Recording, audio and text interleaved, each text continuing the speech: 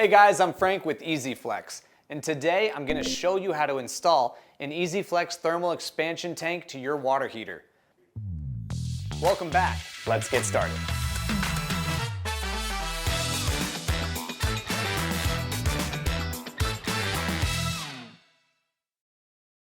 By code, a thermal expansion tank is required on your water heater if you have a closed system, which means a pressure regulator installed on the system.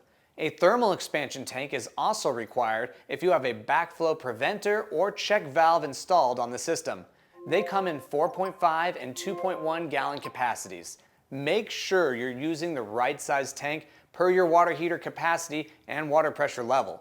Also, remember a thermal expansion tank is installed on the cold water supply of the water heater. Before we start, we must make sure the power, gas, and the water supply to the water heater are shut off. There should be none of these going to the water heater whatsoever during the installation process. Alright, let's get this project rolling.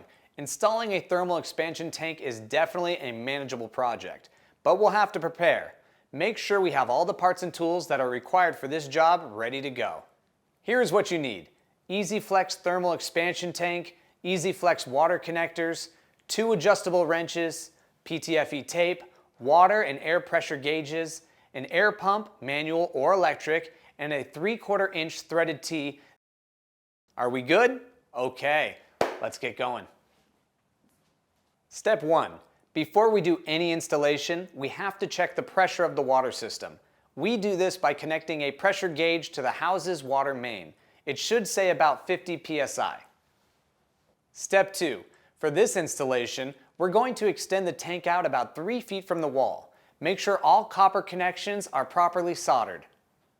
Step 3. For our next step, we'll need to match the pressure of the expansion tank to the pressure of the water system, which is 50 psi. The Easyflex thermal expansion tank comes pre-charged from the factory at 40 psi. We can add 10 psi to the tank by using a standard tire pump. Check the pressure of the tank by using a tire pressure gauge. Once it hits 50 psi on the tank, we can now install it. Step 4. If you look at our setup, we have an elbow here. We then extend out about 3 feet and connect to a T. The thermal expansion tank fits right on top with the use of a fitting. Step 5. For the final step, turn the water valve on the water supply back on. Make sure there are no leaks. If a leak is present, slightly tighten the connector until the leak stops. After you turn the water back on, you can relieve the pressure of the water heater from the TPR, temperature and pressure relief valve. Here are some Easyflex tips to help you out. Tip number 1. Make sure you have the proper sized expansion tank, as they are available in 2 sizes. Tip number 2. There are a number of different types of connections and tubing that can be used to install and or mount an expansion tank. We simply showed you the best option for this application. Choose the best installation and or mounting method for your application for the best outcome.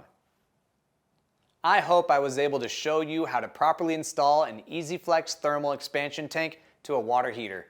Don't forget to shut off the gas, power, and water to the water heater before you start the job.